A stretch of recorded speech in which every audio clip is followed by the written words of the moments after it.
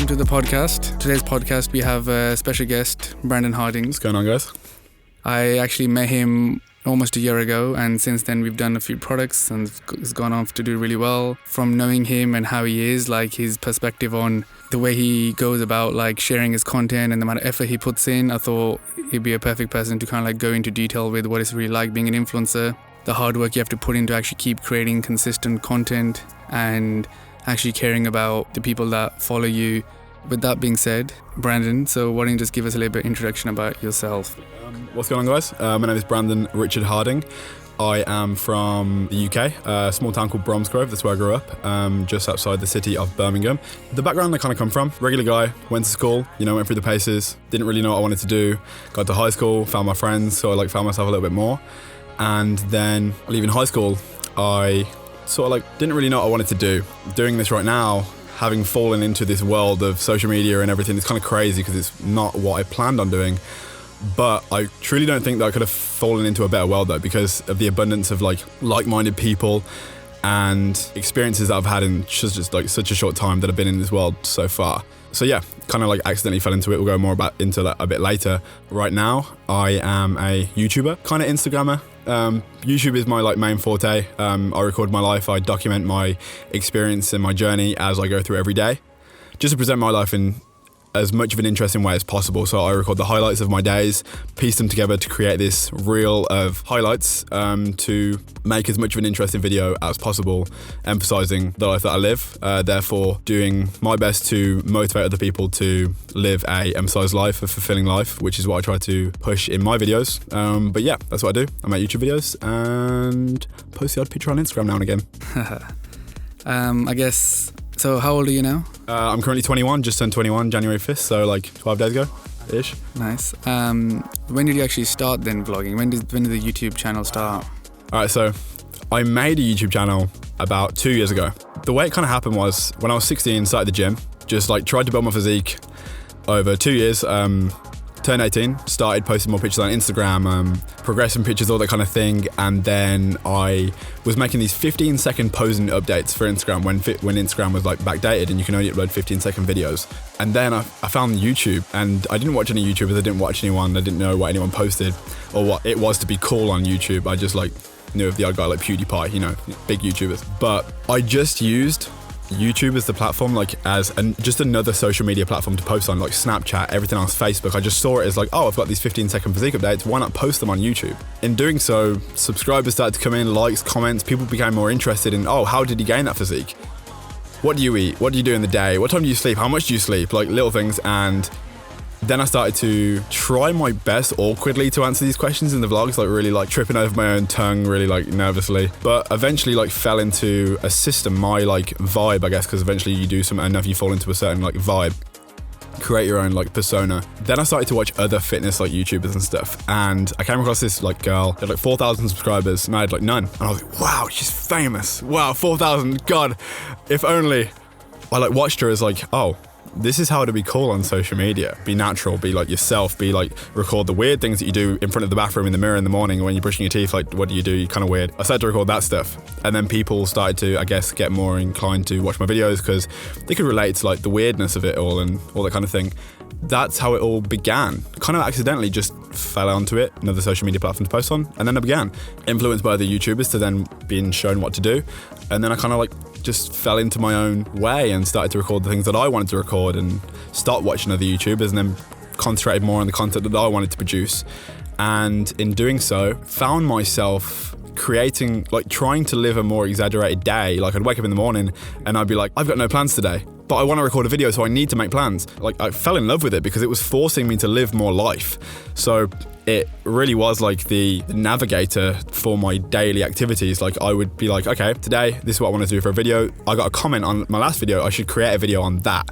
And then it kind of just became a snowball effect, the domino effect. You just one idea leads to another, one thought leads to another 1,000 thoughts. And then it just became an endless reel of possibilities of ideas. And then you kind of don't run out, and then you give people what they want in the comment section and silver line that with your own finesse. And then you got your vlogs, and that's kind of how it kind of all began, I guess just to break that down more, because I really want to focus on different aspects of that. So So you're saying you started when you were like 18, 19? So most people at that age would be like, so they were going to university or they were doing something. Because you just touched upon like I would wake up and I would like, cool, what video I'm going to make today. But most people probably don't think like that because like they're trying to do something else. So were you like not doing anything else? You had already decided I'm going to push this full time? Like what was going on? When I left school when I was 16, I wanted to travel. I knew that. And when I left school, I knew that's what I wanted to do. So I said to my mum, I want to travel. What do I do? He was like, go work at your stepdad's company. Lucky enough in the family, there is a family business. And my mum was like, go do that. You don't need to go to uni. You don't need to do anything. You're set for life. Great. And I was like, okay, then bloody hell. I'll just work at the company, save and, travel. Because that's the goal I had at the time. Worked there for a year and a half. Used that money that I made, basically a year. Used that money to travel for a year and I'd done it. And then I got back from traveling and I was like, now what do I do? Like, I didn't go to uni.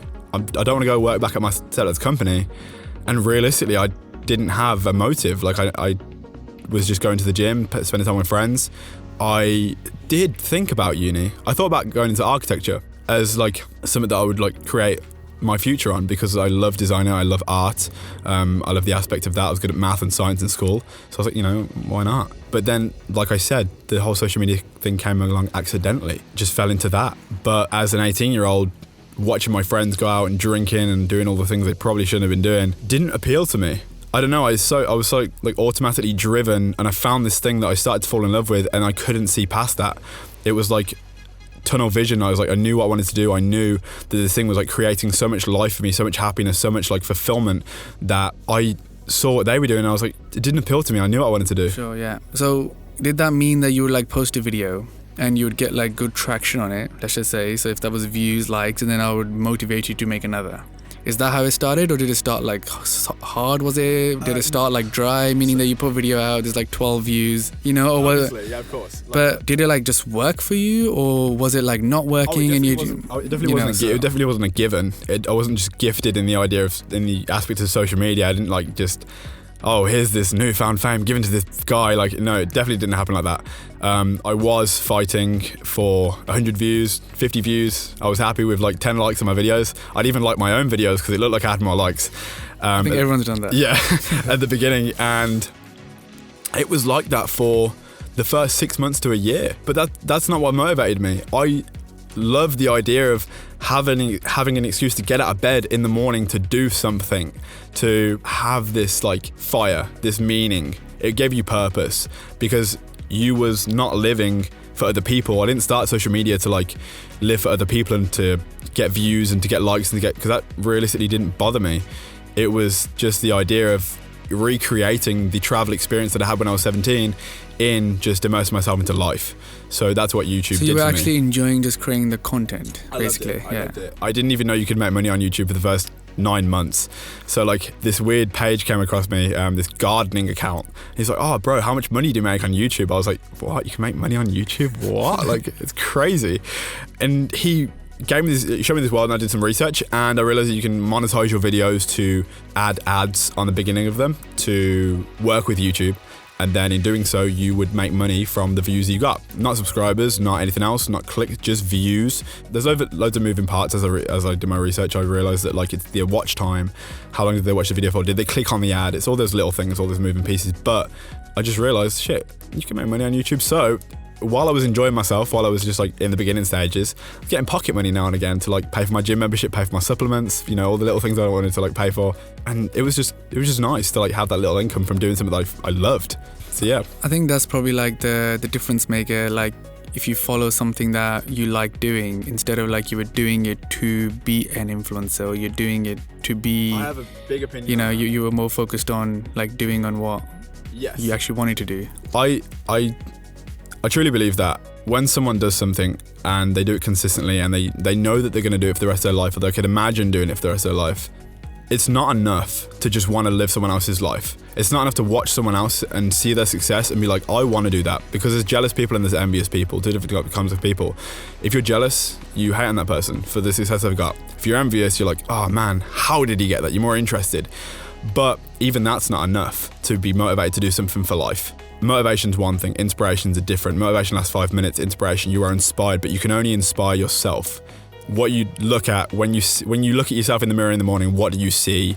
What future do you see for yourself? What do you actually want for yourself more than what your mom may want for you, or what your friends want for you? What do you want for you? Because what anyone can want for you may be enough to motivate you, but not to inspire you. You can only inspire yourself, I believe. So when someone looks at a life and they're like, oh, I want to live that, that's not their passion. What their passion is what they fall asleep thinking about at night, what they wake up, what is their first thoughts.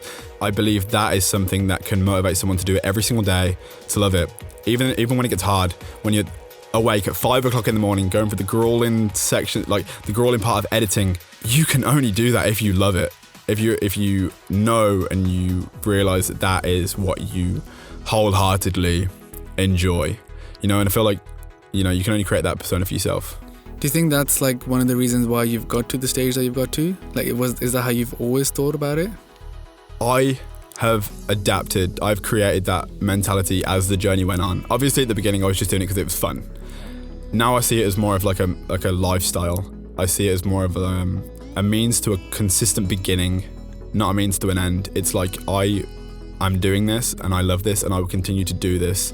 I was never, I don't know, I feel like I was always like, I always knew like what I wanted to do and like how I wanted to do it. I just like, now it's developed as more of like, I'm aware of my being and I'm aware that now I know why I'm doing it. And that motivates me even more because I'm aware of my path. I know what I'm doing.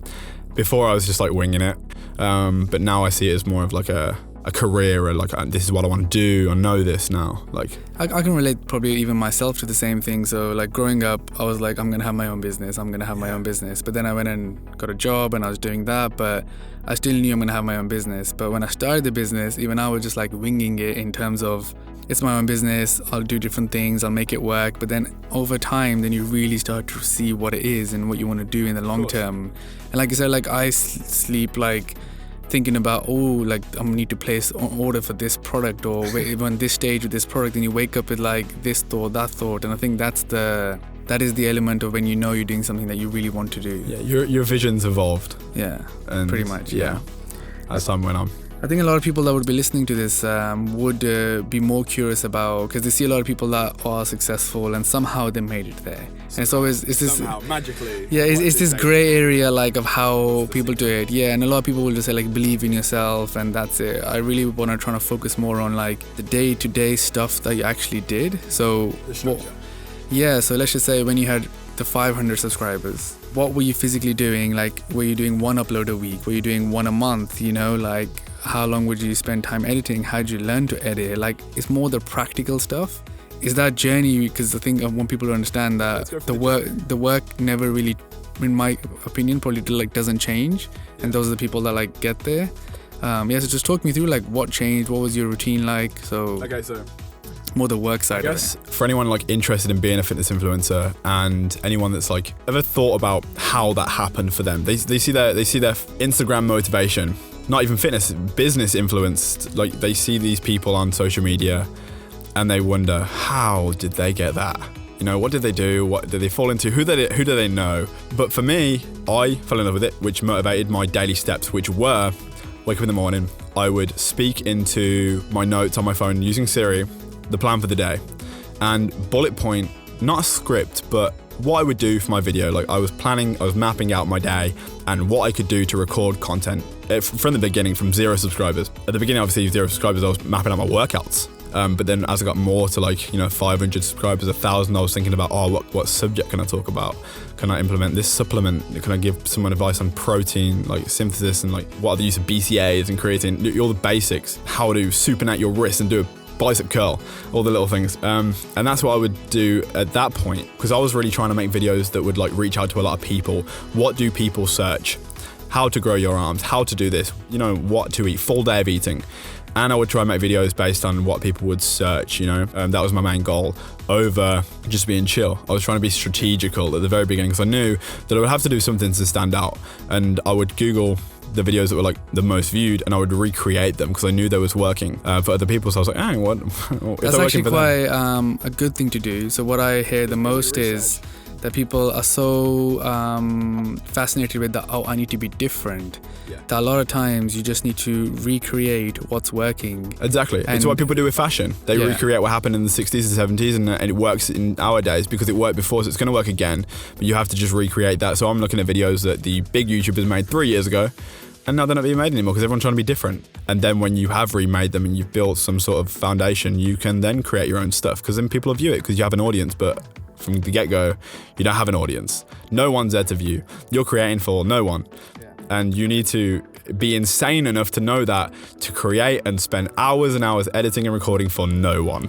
But you need to be okay with that, because if you're not okay with that, if you're looking into being an influencer or just business orientated, if you want to start an entrepreneurial start up an entrepreneurial idea, you need to be aware that the work that you're going to put in at the very beginning, no one's going to see. And that's one thing I was aware of at the beginning, that I was doing this and for no one, for myself. I just fell in love with the idea and do it for myself in the beginning because I knew that it was just for me. And eventually, like if I made that full day of eating, taught someone this, eventually people would come.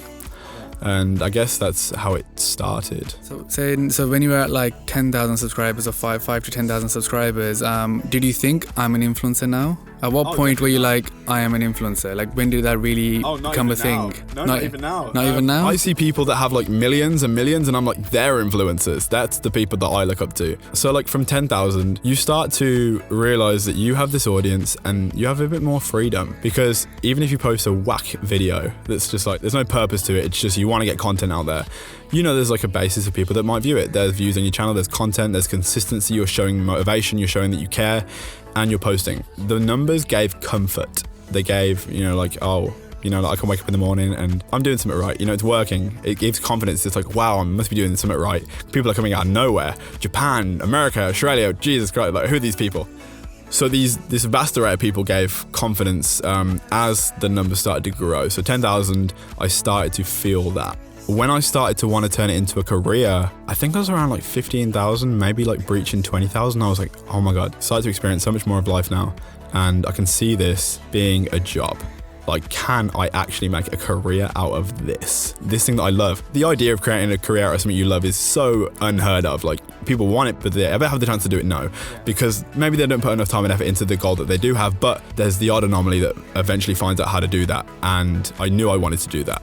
And I thought at that point, 20,000, 15,000, that it was doable, because they were coming out of nowhere. I was like, if I can do this, imagine in like 1 year, 2 years, 5 years. 5 years, I'll have 100,000. Like, you know what I mean? Like I saw that the growth rate gave me enough confidence to, So in those days, how much content were you uploading?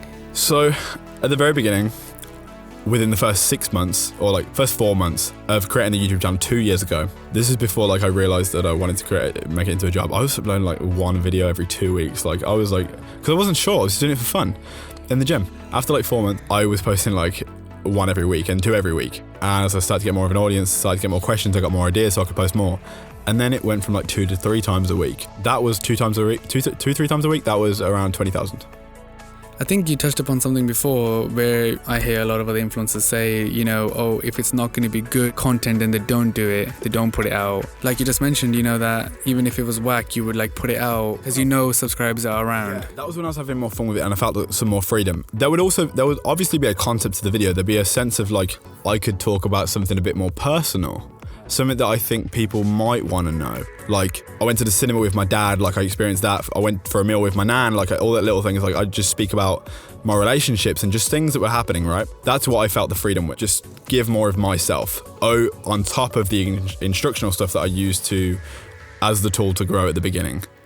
For people out there right now who are like smaller influencers or who are at that stage where you are now, what would you say to them? Meaning, everyone is always trying to perfect a video, and a lot of people then just don't release content. A week goes by, 2 weeks goes by. Like, what should people be doing? At what point does it become like you're just not uploading, and at what point is it like too much or not too good enough? So I feel like there's like a perfect balance between that. So like you can feel pressured in the sense of like, oh, my content's not good enough, so I can't post this because like people are going to judge me and people are going to think I'm terrible at vlogging and stuff. And people need to realize that if you start off with terrible content that you may not think's that good, but you should post anyway. When you start to gain a following, we'll see the journey and they'll see the transition of, oh wow, look at his videos, but look at his videos now. You have to start off terrible, because it gives you a sense of accomplishment, but it lets your followers fall in love with your journey as well. Because that's what YouTube is. People are subscribing to your life, not Instagram, not like just a picture of what you did, or it's you're documenting your life, committing to 10 minutes, maybe a couple of times a week, if your videos are 10 minutes long, to your life. But the idea of not believing yourself and not thinking that your content's good enough, that can be quite detrimental to progress, because if you don't post, you're never going to grow. You create your own luck as far as YouTube goes. So social media, as well as its hard work, it's kind of luck as well, because so many people are trying to do the same thing. But consistency creates luck as well. If you're posting videos on YouTube 52 times a year, once a week, you've got 52 chances to get lucky that 1 year. If you post 4 times a week, you have 208 chances to get lucky that 1 year. So you create your own luck with consistency. So like, even if you may not think your content's that good, but you're creating luck for yourself. Like, as if it's good. Because one of those could like trend. One of them could like become a big video for some reason. Your own worst critic. So something that you may think's not good, someone else is going to love. But you need to keep that in mind, that like that time that you spoke about what you did the other day, you might think, oh, no one's going to be interested in this, but someone might. Yeah. Do you have any videos like that? Videos like what? That you thought wasn't going to be good, but they ended up being things. Yeah, like especially at the beginning, which is something that I feel like everyone gets. You have to just fight past it. Almost believe in yourself, because if you don't believe in yourself, no one's going to believe in you. If you genuinely don't think my content's not good enough, there's a good chance that there might be someone out there that can see through the cracks. People I have found are attracted to confidence, not cocky confidence, but they're aware of themselves and they look like they're enjoying what they're doing. When you are confident, you enjoy what you're doing more. So I'm not talking about making prosthetic confidence, just to believe in yourself just a bit more, because like I said, the stuff that you're creating, you might think it's not that good, but other people might. So just believe in yourself. Like, that's as cliche as it sounds, like it really does mean something to like believe in your product. Because if you believe in it, other people will believe in it. All right, so on this journey now, so we are around the 20,000 mark. Now you're realizing, cool, okay, I want to do this as a career. So at what point companies start getting in touch with you? Like at what point did that sort of stuff start happening? So you started realizing, oh, actually, this could be an actual career now. Yeah. So like the whole like company thing, when people come to you, because I'd monetize my videos at this point, and I thought that was the only form of money making on social media, the views that you get, because companies pay YouTube to have their ads on your videos, and I thought that was the only form of like revenue. But then one thing I found, around 40,000 subscribers, my Instagram was sort of the same level, so like 50,000 sort of thing. They grow kind of the same, so when I'm talking about like a certain number on one, it's probably the same on the other. So like around 40,000, companies started to come and they would be like, oh, how much do you charge per post? How much would you charge to talk about my product at the first 30 seconds of your video? And I was like, oh God, I don't know. I'd call my mom, I'd be like, yo, this company asked me, like, what do I charge? What am I worth? I started like researching managers. Do I need a manager? Like, I'm 40,000, like, am I famous? Like, well, do I need that? But then I realized, like, no, of course not. You just kind of like speak to other people that are kind of doing your kind of thing, and you base your worth on what they have charged in the past, if you're lucky enough to have a contact that's done it before, which around 40,000 you probably have met someone that does what you do, so you can ask. If you can't ask, just come up with a random number and they'll say yes or no, and then you finally come up with your own idea of what you're worth. Yeah, around 40,000 I'd start to get like the odd thing now and again. You just touched upon like other vloggers then at that point. So at what point did other vloggers start noticing that you are a vlogger or an influencer? Like kind of around the same time. So like 40,000 other YouTubers would subscribe to me. When you see on YouTube, you can see like the most subscribed to people that subscribe to you. And I started to see people that had like a few thousand, 10,000, 30,000. And it was like, wow, like other people are noticing me, other content creators, because I watch other content creators, but do they watch me? Around 40,000 companies, other YouTubers, and around that sort of time as well, I did meet some of these influencers that met me, and to this day, they're still friends, like for life. They've been here since the beginning almost, and I feel like that's one thing that I love about this as well. Like, you've created relationships for like almost life because of this, and they came about from around 40,000, so yeah.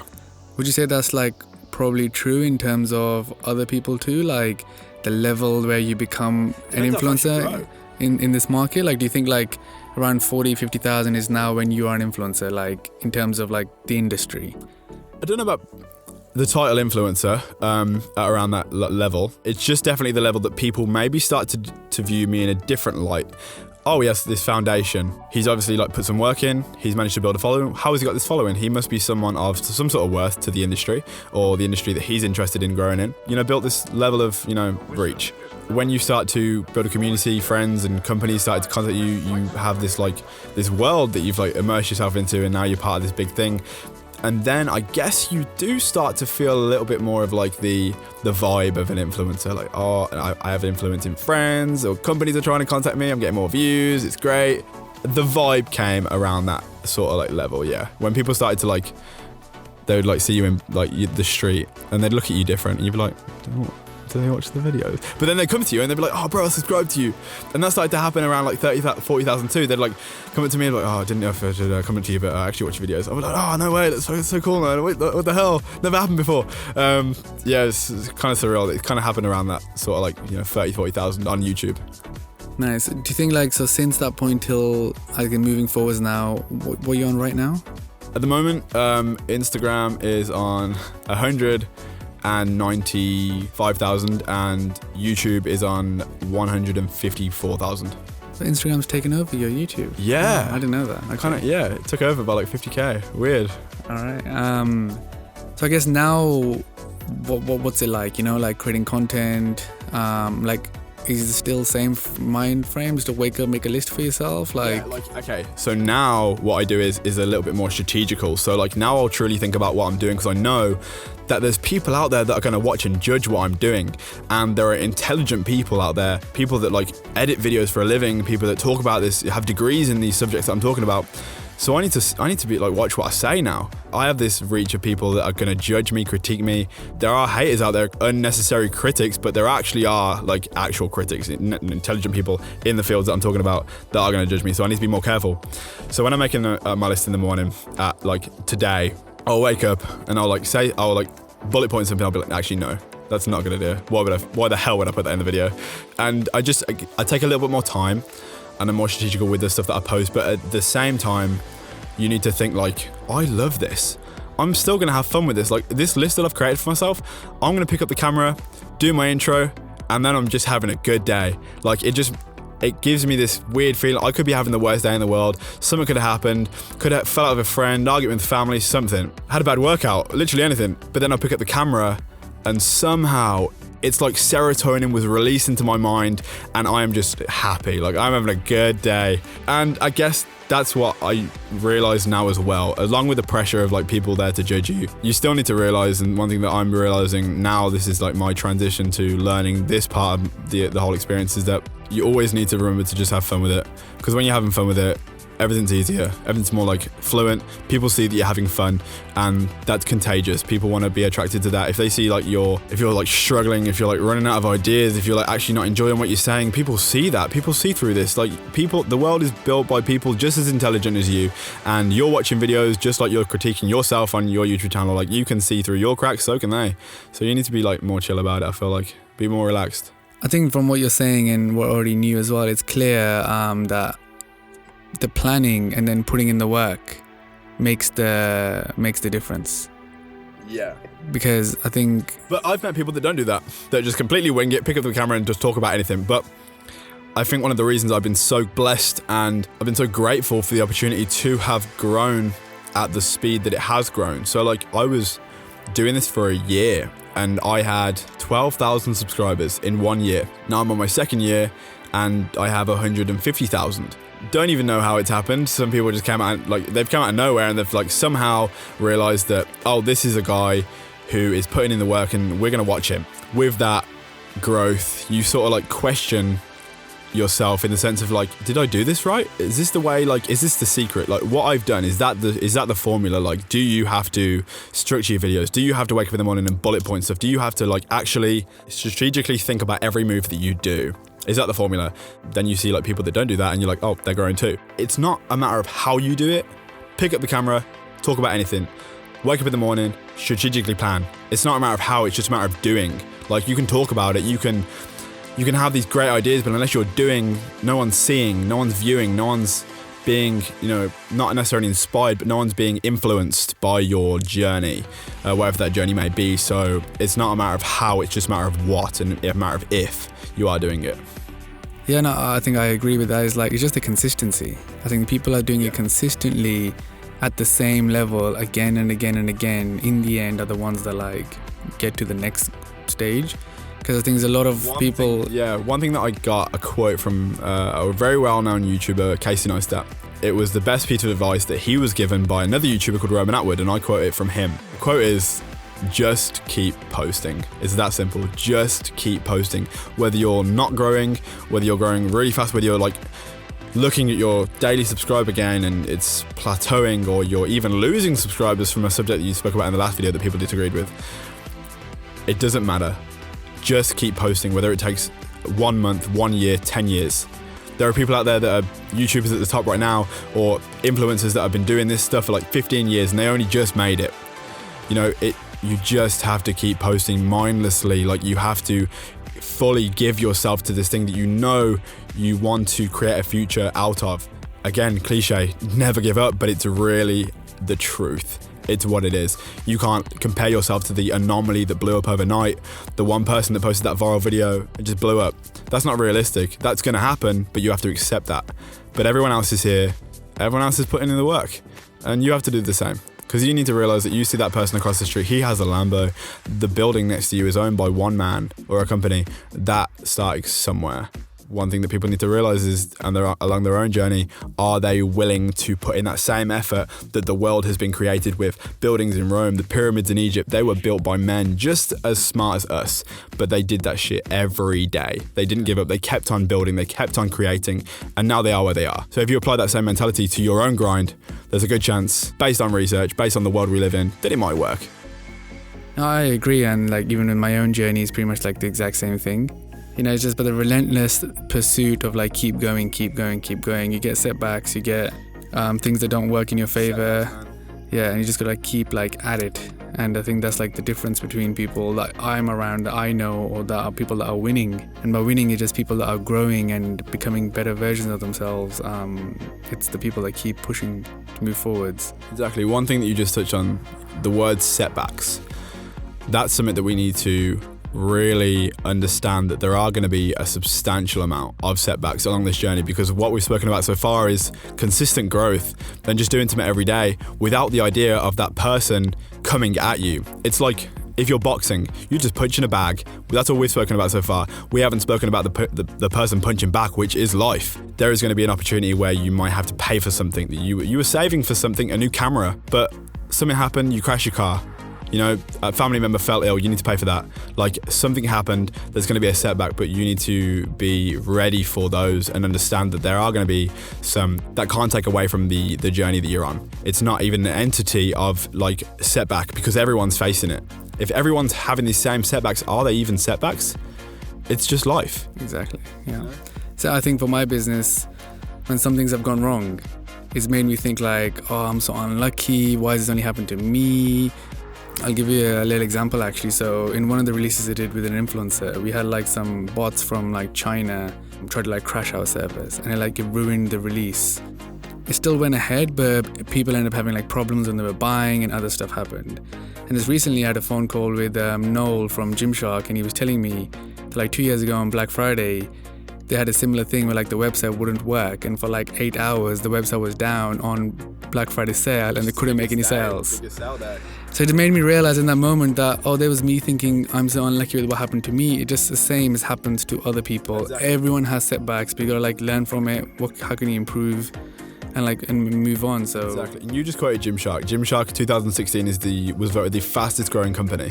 The fastest growing startup company, and they are the fastest growing company, but they had that setback, but they are where they are because they fought past it, just like you fought past yours. Yeah, pretty much. So it just shows like you said, setbacks are gonna happen, and it's about how you deal with them and move on.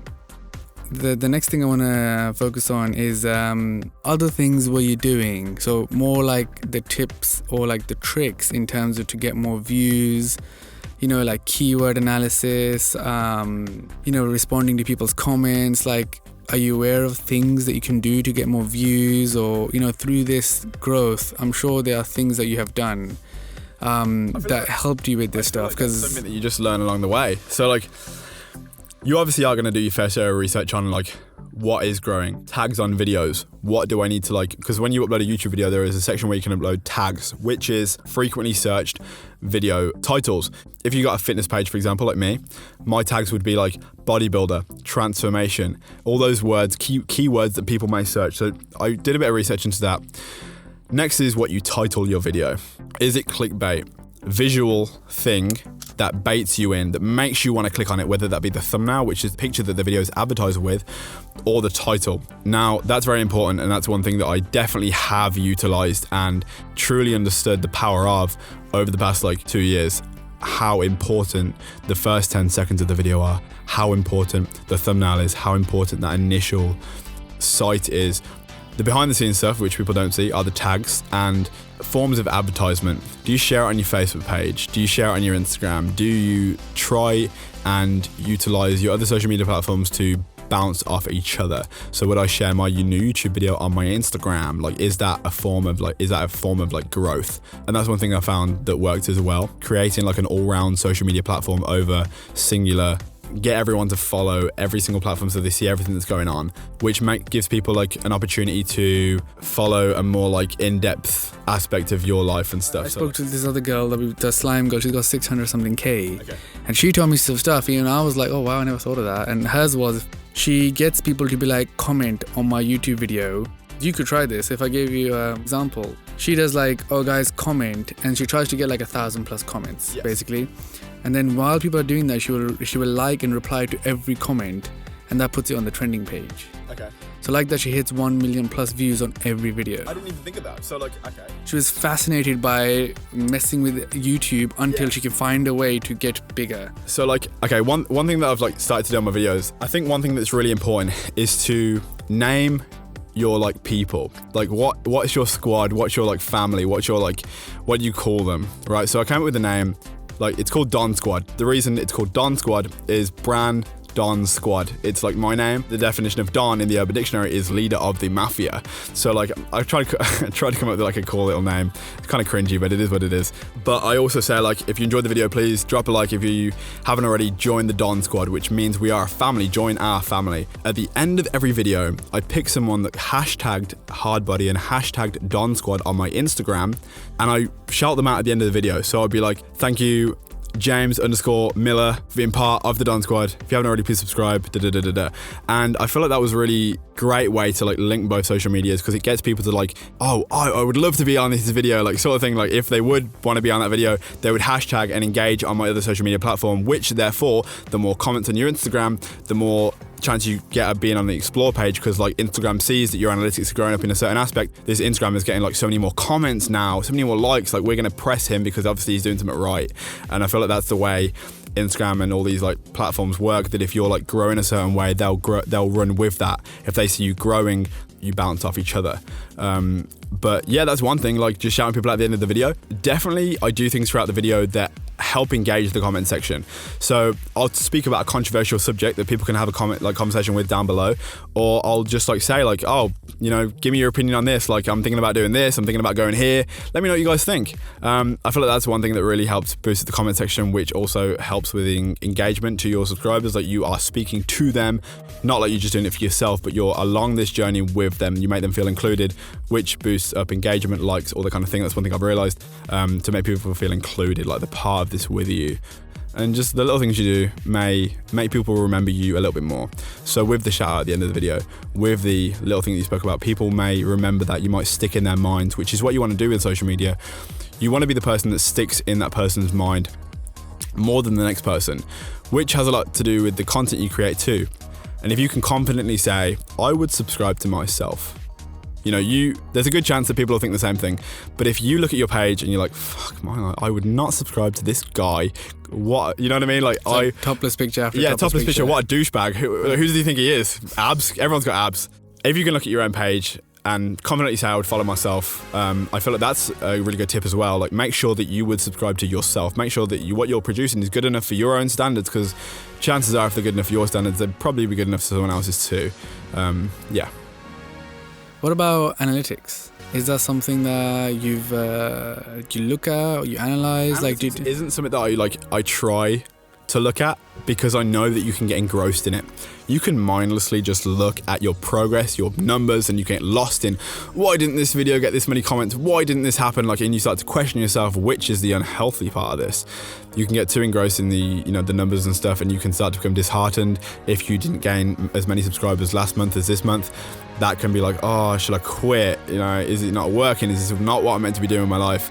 And then you can implement the aspect that I said about before, the motivation side of it, and just keep posting. You can't look at the analytics too much because it will, as much as you don't want it to, it will dishearten you. So I try and shy away from that too much. I try to just go through the paces, keep on posting, just keep on going.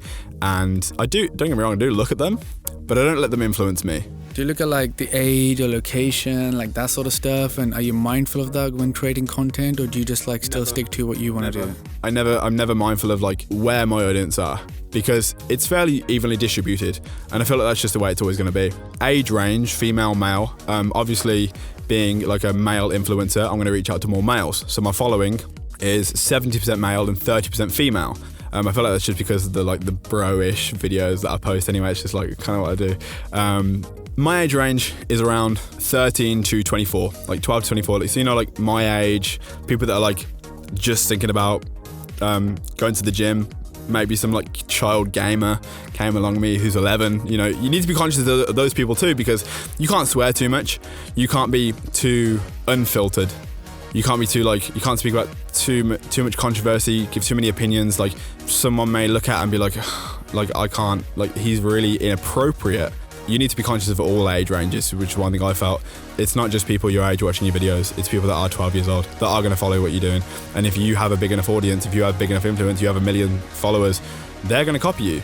If you're recording something completely outrageous or saying something completely outrageous, they would do the same. I feel like that's one thing that I've, along the journey, been more conscious of and realised that I've had to be more conscious of, because there's a lot of responsibility that comes with having followers, although you get lost in it. And I definitely get lost in it. I don't realise that these numbers are real people, and you forget because you're starstruck still by all this happening, all these new people that come. You don't realise oh my God, if I say this, it's gonna people may go crazy. I might get 1,000 DMs. Something else to touch upon, which is kind of in the same subject, is you might see influencers sometimes contact companies in terms of I want to get this, and would you do this for me in return? From your side, A, have you ever done that? Have you ever reached out to companies yourself trying to get something off them? And then B, what are your thoughts about that in general? When people do that, okay. Yeah. So personally, I've never gone to a company. I've never asked for anything. I've never said hey, to a hotel, for example, in Bali or whatever. I know some people do. They would go, hey, I'm really thinking about going to Bali, and I have this many followers. Can we work together? I've never done that. I feel like some people that do that maybe feel a bit entitled, they deserve it. I feel if it's going to happen, it'll come to you. Then there's the aspect of, you have to fight for what you want. If you don't ask, you don't get. But at the same time, personally would never go to a company and be hey, do you want to work together? I have this many followers. Because if they want you, they'll find you, which is what has happened in the past with my supplement sponsorship, BPI Sports. And that's what happened with my clothing sponsorship, Legend London. They came to me, and that created a really good relationship because they needed me, and I realized that, and then I wanted to do the best for them. Now, if I just go to them, they realize as a company that I'm just trying to get some money, that I'm just trying to get some free stuff. They don't need me. And the idea of feeling you have a responsibility, it heeds a lot more motivation to do well for that company. If you're abusing your followers, you are probably there for the wrong reasons. You are just trying to utilize what you have to get more free stuff. You already have a lot, man. You already have so much. You're doing so well. You have all these followers. You're probably doing okay, but you just want more free shit.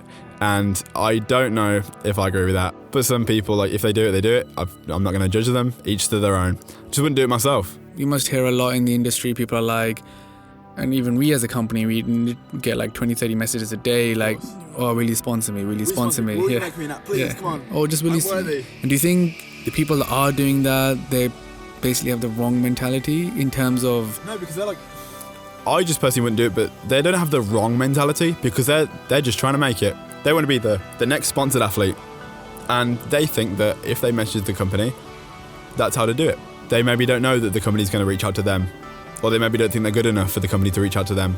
But I feel like if you think you're good enough, you're consistent with your content, and you like kind of low-key make the company aware of you. You go on the company's page, you like a couple of their photos, subscribe to it, you know what I mean? Like, make yourself known that way. Organically, they'll see you, and if they want you, they'll come.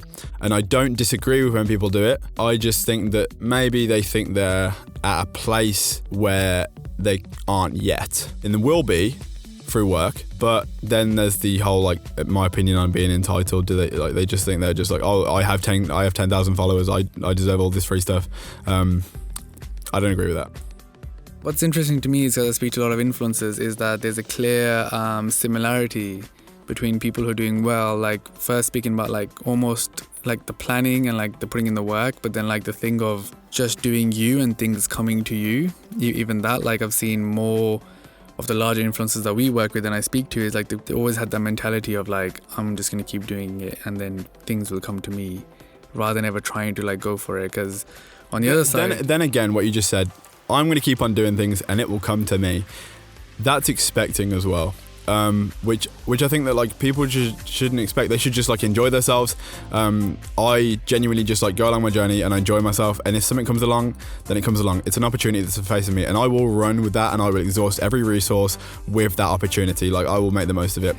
But I feel like if you're like creating content purely for the aspect of like in hope that a company's going to one day come to you, you're doing it for the wrong reasons. You need to do it for the love of doing it, and you need to do it for the love of living more life because of what you're doing and having a purpose in the morning. Like, if you want social media to be your job, treat it like it's your 9 till 5.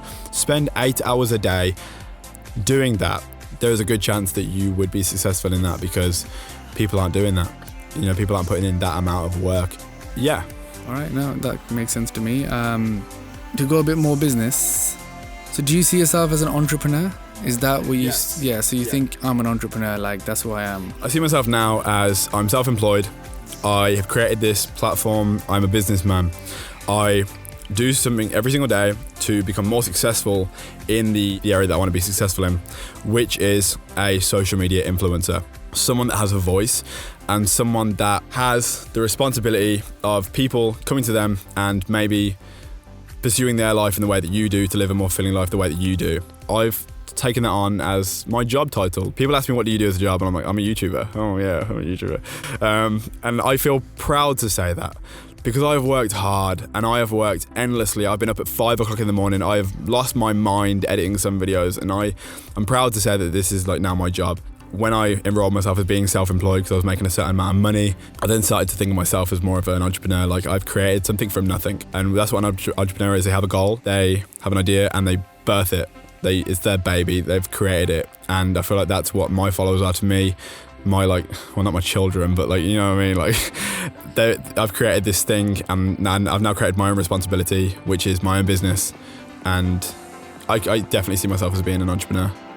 All right, so with that obviously comes like, I know you're always thinking about growing your audience and creating a better content, and we've touched upon all that, but do you also think from a business point of view to make more like opportunities where it'll be more money, or like more different revenue streams? Like, do you actually... It just comes with it. So like, you have this audience and you are faced with the idea of capitalizing on that. I feel like a lot of people on YouTube, they'll come out with a clothing brand or something, because why would you not? Companies come out that have no following, like a man that has an idea, and he will have to pay so much money to be on this billboard, pay this influencer to advertise that product, you know what I mean? They have to invest so much money. You, as an influencer, have a free audience that, if you've done it right, will listen to you and believe in what you believe in. And why would you create a product that you don't believe in? So you've created something, you have this opportunity to create something that you love. Why would you waste that opportunity and to give back to your audience, to have something? It's not about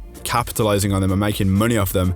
It's realizing that they now have something to represent to them. A hoodie, they can wear that Don Squad t-shirt while they watch your videos, while they go to the gym. You know, they can further live through that. It's more than just a visual thing. It's like they're physically feeling what you've created, and therefore you can go further in depth of the connection with them. I feel like that's one thing that you can do with your social media. That's one thing that I've realized, that you can go further into the financial side of it, and capitalizing on the potential of your followers and the money you can make off the job you've created for yourself. Then I've thought deeper into it. So you have a YouTube channel, you make your money from like your views, your sponsors, all that kind of thing. You then invest in a company from that you can sell to your subscribers. Then you've made all this money. If you do it right, you'll save everything you earn. Then you can invest into something else, maybe off social media, because all you need to make money is more money. Money makes money. So if you have this like money that you've created from this one business venture, you then invest that into something outside social media that you can then be like, oh guys, you heard of this company? Oh, it's mine. Like, you know what I mean? Like, some people, when they fall into money, they see it as just like, oh, I fall into this money. They don't see the business potential. When as an influencer, you've taken time to strategically think about everything you post, everything you do, every step you make. You have the time to think about, what am I going to do with my money? You've like brainwashed yourself to thinking strategically. You can't be a sellout. You can't try and sell too much to your subscribers. A sellout, in my mind, is someone that like uses their social media platform, promo posts, working with this company and this company and this company. I feel like with the aspect of working with companies, you need to be really careful with who you settle with, because the way I have a weird analogy of this, but if you think about an influencer, they go from company to company to company to company. Their audience don't know who to buy from, don't know who to believe in. That protein from that company, oh, it's amazing. Then they go to another company. Oh, is that the best protein? Like, they don't know what to buy.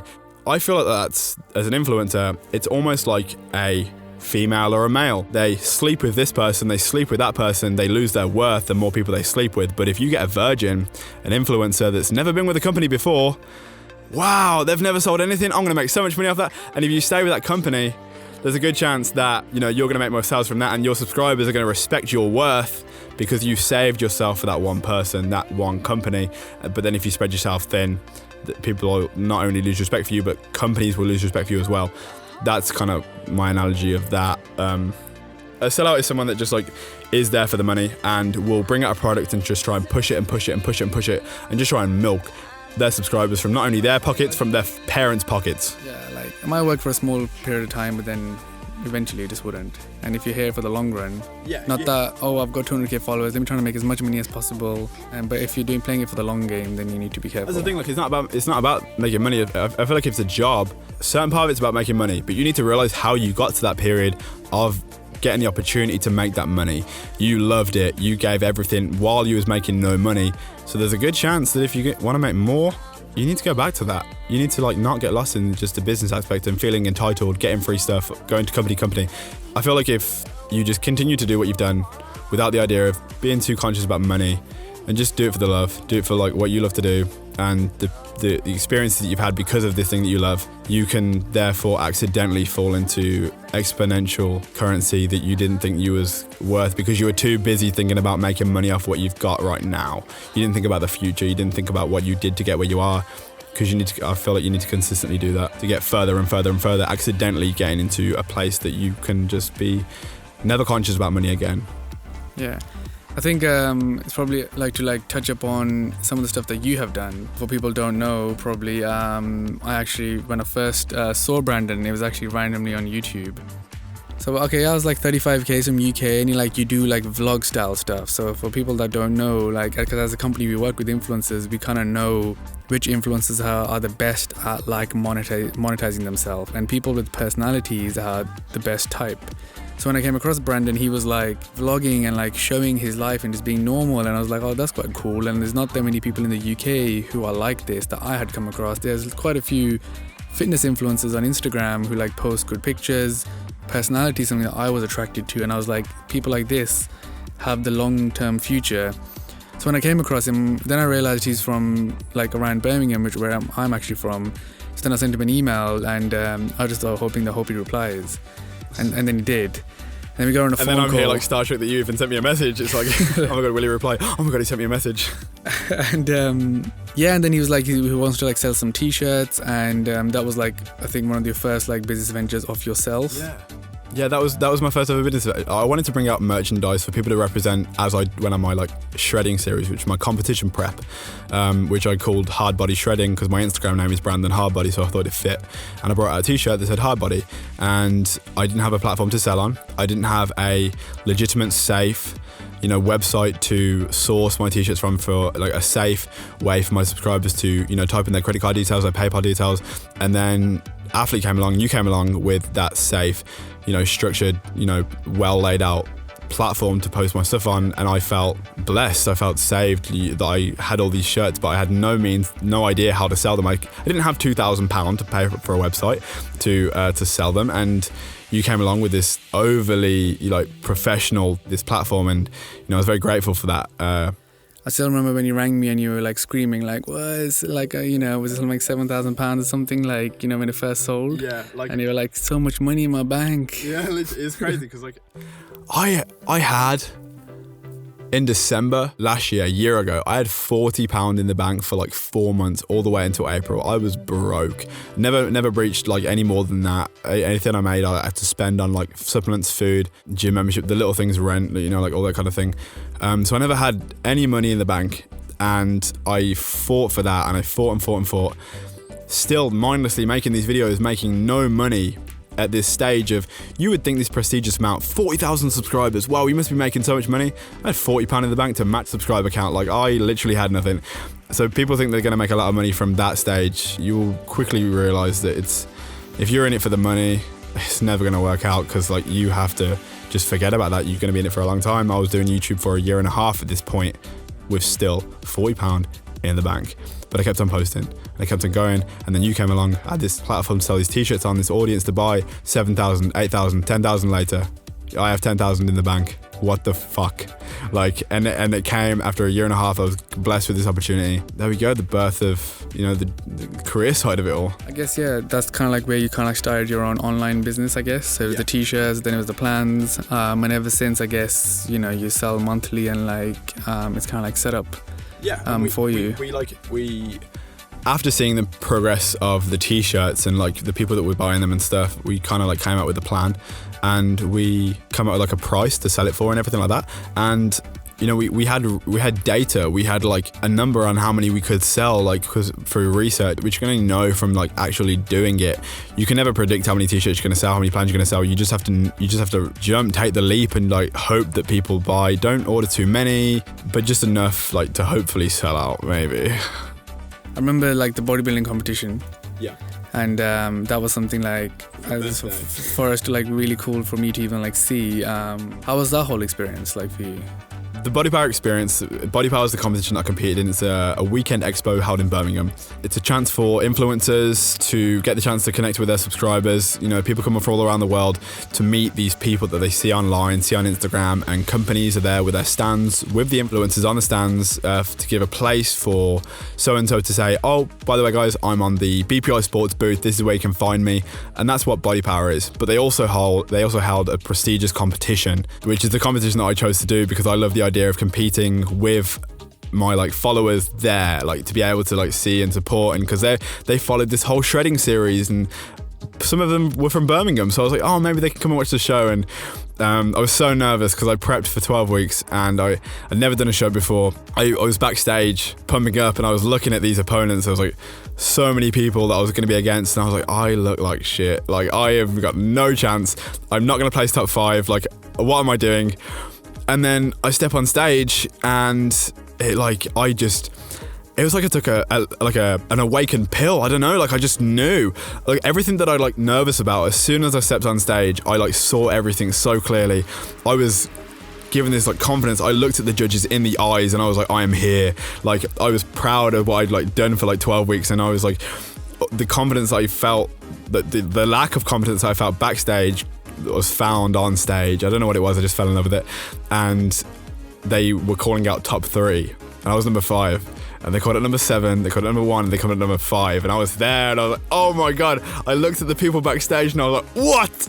I couldn't believe it. I was like, all these people that disheartened me, that like along the journey, like all the trials and tribulations that came about throughout the prep, I like instantly thought about all those things that held me back, and the fact that I kept on going through prep, the fact that I didn't give up, and I didn't like drop off, and I didn't cheat on my diet, and I did all these things, and it all became worth it at that moment. All the pain and suffering, relationships that suffered because of like me being stressed, and it was all like, if that didn't happen, would it have been worth it? But I put in the work, and I believe that I put in that much work to somewhat deserve that. And then when it actually became a reality, that was the best feeling. And then I stepped out on stage. They asked for like 3 guys, us 3, to just pose by ourselves, and I was so nervous. My confidence just went straight back down, but I did it, and it was the most rewarding experience of my entire life. Managed to play second in my first show, which I couldn't believe. I was backstage with you, and after you like recorded the whole thing, and it was crazy, and I was back there with my trainer, and I just like hugged you and just like felt like I wanted to cry. I was like, it's so much. And it was really cool. I fully remember it. Like I remember when you stepped out, like trophy. Yeah, and like I think everyone else was like really small, and you like a 6+, so like it was just like you're clearly like the big guy on stage, and like and you can tell like how happy and you loving you were, and everyone else seemed a bit more like stressed looking, and you seemed like you're having the best time. It was definitely having the best time. But yeah, the highlight of that whole thing, more than the stage, more than the backstage, it was holding the trophy, walking all the way through Body Power. Everyone seeing this guy that was tanned, obviously stage ready, with a trophy. Like, he did it. People that didn't know me would tap me on the shoulder saying, congratulations, man, shaking my hand, like, congratulations. They didn't know if it was first or second or third. They just saw a trophy. And it didn't matter to me because, like, I don't even know, man. It was like the best thing ever. Going to the booth, showing the trophy to all my teammates, all the people that supported me and everything throughout the journey of it, and seeing subscribers there, being able to say, I did it, I come second, like, it was a win for me. The fact that I come second was a bonus. The idea of when I did that, when I started the whole prep, it was just the idea that I wanted to present to my following, that if you have an idea and you have a goal, you need to stick it out to the very end, no matter what the placing, no matter what the final result, just do it.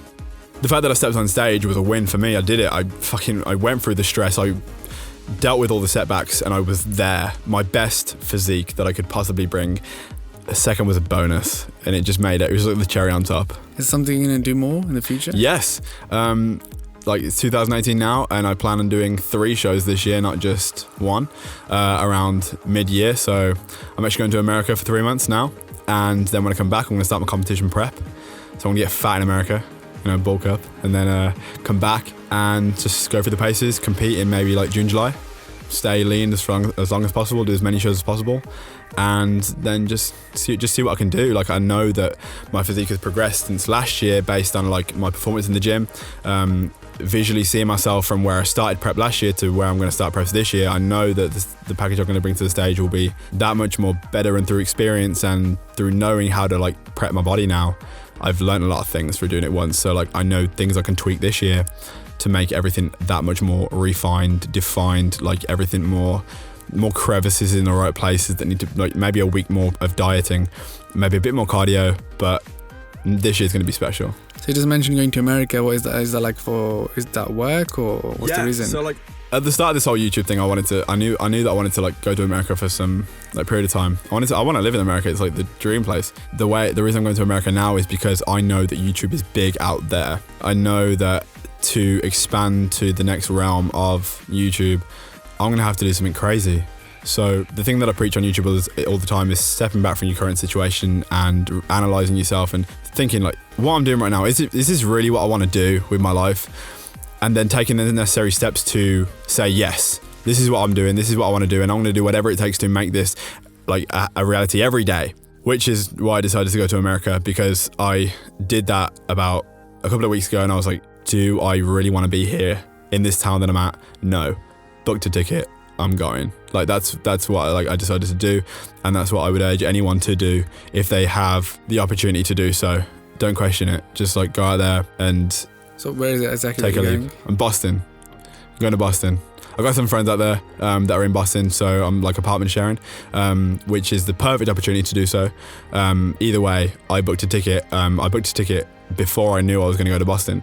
Well, I booked a ticket to go to Boston, but before I knew I had a place to stay. I was going to just rent a place, but then, my friends were like, "Oh, come live with us. Yeah, we'll just split the rent." I was like, "Yeah, perfect." So the plan is to like collaborate with different vloggers. Plan for the next 3 months is go to America, collaborate as much as possible, experience as much of America as possible, and just enjoy meeting new people. The journey of it all, I love scenery, I love architecture, I love conversation, I love learning about other people's experiences and stuff. One thing I believe as a necessary method of expansion as far as the mind goes, you can go through your whole life living a life and filling your mind with all these memories and all these things and lessons that you learn. But if you have a conversation with someone else, you're filling your mind with another lifetime of moments, memories, lessons and stuff. If you have enough conversations, you create this more well-rounded being, which is one thing I'm really excited about going to America for, because everyone has like a different perspective on life, different mindset, different way of life. So going to America, I'm just going to try and learn as much as possible, honestly, make content, learn as much as possible, come back, use that to create an epic shredding series, do that, compete, document that journey, and then from there, go somewhere else in the world and do it all again. I think that's clearly like a good strategy from what I hear in terms of like trying to like branch out. Because the moment you pop up on someone else's YouTube channel who has a good following, you know, is that much more exposure for yourself. And being in the same scene, reading the same stuff, clearly being somewhere else, yeah, like, you know, could clearly help you. Yeah. So like the idea of like showing up on someone else's vlog, collaborations, it creates a different method of expansion. So like you can grow as much as you want by yourself, by the look of being on the explore page and all that kind of thing for the content that you create, but you'll be seen by the odd person here and there. Some person has put in the same effort as you and built these hundreds of thousands of followers. If you can somehow be featured on their channel, that is then that many more people to see you automatically rather than gradually. It happens really naturally. Like I've never actually like done a collaboration with someone for the number of their followers. Like I've just become friends with these people, and then it happens so naturally, which is what subscribers can see. If you're friends with the person you're collaborating with, people see that as so much more natural, and it's a more organic way to do it. Because if you're just out there going to America just to purposely milk people's followers, they're gonna see that. They're gonna know like you're just here to milk my shit. Like it's obvious. But I'm not going for that. I'm really going to experience more life, and in doing so, if that's going to help my following grow, then great.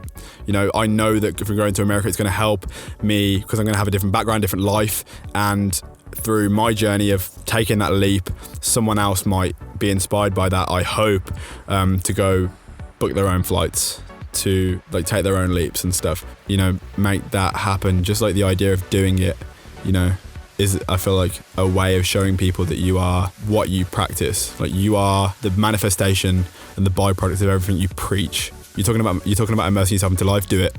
People see that, and then they might do it themselves. You know, the extra content comes after that, but it's the idea of doing. All right, awesome. I think to summarize from my point of view, there's a clear thing in your, like, the way you think about how you approach things is very methodical, and I think that's the clear thing. If anyone took anything from this podcast, is just that if you have to really, it's your life, so you have to really plan it and think about it and put things in motion, and then not just say things, actually do those things. Otherwise you wouldn't really get where you think you're going to get to. I think a lot of people live in their minds that they think they're this person, or they think one day I'm going to achieve this amazing success or do this amazing thing, but really none of the actions are leading to that. And they keep staying this false thing, thinking that, but I'll get there in some magic way, you know? I believe it is all in the mind, but it's translating that mental activity into physical activity. You know, if you can do that, if you can create everything you think, that thought that you thought about at 4 o'clock in the morning while falling asleep or waking up in the morning, if you can create that, those thoughts are the messages. Those thoughts are the secrets, the little things that you're like asking for advice about. You already know. You're thinking about them every day. You know how to grow. You just need to do it. You just need to, like, all those little things you're thinking about, just make them a reality. Then there's a greater possibility if you get into the place that you want to be at by practicing what you preach. And being the person that you tell your friends about that you're going to be. You know, you tell your mom, I'm going to be this. You tell your friends, I'm going to do this. Stop telling people, just do it. And there's a good chance that through doing so, talking about it less and just acting, that you'll get closer. Awesome. I think if you enjoyed the show, just leave us a review. Let us know what you thought. I enjoyed the show. It was fun. Yeah. And if anyone has any suggestions about more things you want to hear about from other influencers, or if anyone has any questions from Brandon, you can ask him. How can people get in touch with you? DM, like Twitter? What do you use? My main social media platforms are YouTube and Instagram. My Instagram is Brandon Hardbody, and my YouTube is just Brandon Harding. You can DM me on Instagram. I answer pretty much most of my DMs. I spend a considerable amount of time going through them. So if anyone has any questions to ask about how to grow their social media, anything about from camera equipment, anything from editing styles, anything from all the kind of thing, all the little details that we did miss out, you can ask me on Instagram, and I'll be more than happy to let you know. So DM me on Instagram and ask me any questions. I'll be more than happy to help you out.